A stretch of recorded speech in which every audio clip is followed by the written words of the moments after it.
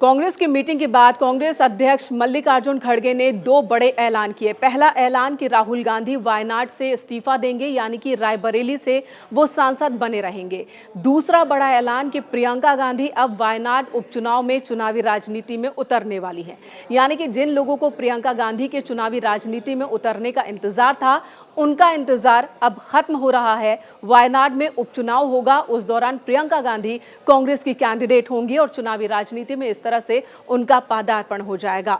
अब रही बात कि राहुल गांधी ने वायनाड को छोड़ने का और रायबरेली से ही सांसद बने रहने का फैसला क्यों किया, तो इसके पीछे का जो नफा नुकसान है उसे समझने की कोशिश करते हैं। देखिए, बहुत सारे जानकार कह रहे थे कि वायनाड से उन्हें सदस्यता नहीं छोड़नी चाहिए, संसद में बने रहना चाहिए वायनाड से, क्योंकि वायनाड ने उस वक्त उनका साथ दिया जब उत्तर भारत ने ठुकरा दिया था, यानी कि अमेठी से वो हार गए थे, तो वायनाड ने ही उन्हें संसद तक पहुंचाया था।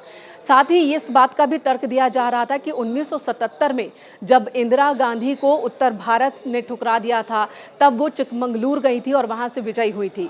1980 में 2 लोकसभा सीट से वो चुनाव लड़ी, रायबरेली और साथ ही मेढक दक्षिण के, और उस वक्त उन्होंने मेढक को बरकरार रखा, जबकि रायबरेली में जीत के बावजूद भी उस सीट से इस्तीफा दिया था। ये तर्क दिए जा रहे थे, लेकिन राहुल गांधी का फैसला इतिहास के फैसले से बहुत अलग रहा। इस बार राहुल गांधी ने, या कांग्रेस ने कह लीजिए, कि रायबरेली से राहुल गांधी को संसद में बने रहने का ये फैसला लिया गया। इसके पीछे की वजह जो पुख्ता तौर पर कही जा रही है कि अगर रायबरेली से, यानी कि यूपी से संसद में रहते हैं राहुल गांधी, तो पूरे उत्तर भारत का साथ और भरोसा कांग्रेस में बढ़ेगा। आने वाले लोकसभा चुनाव में, यानी कि केंद्र की सत्ता में अगर बने रहना है, तो उत्तर प्रदेश में जमीन और ज्यादा मजबूत होनी चाहिए। पूरे उत्तर भारत में कांग्रेस की पकड़ मजबूत होनी चाहिए। तो राहुल अगर उत्तर प्रदेश की एक सीट से सांसद रहते हैं तो इसका फायदा मिलेगा, लोगों का भरोसा बढ़ेगा। उत्तर प्रदेश में इस बार, यानी कि 2024 के लोकसभा चुनाव में कांग्रेस को 6 सीट मिली है और उम्मीद जता रही है कांग्रेस के आने वाले दिनों में ये सीट की संख्या और बढ़ेगी।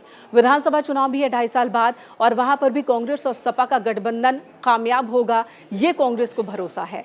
दिल्ली में अगले साल ही विधानसभा चुनाव होने वाले हैं, और दिल्ली में अब जैसे लोकसभा चुनाव खत्म हुआ तो कांग्रेस ने यहां पर भी अपनी रणनीति बदल ली है, उस पर भी ध्यान की बात है।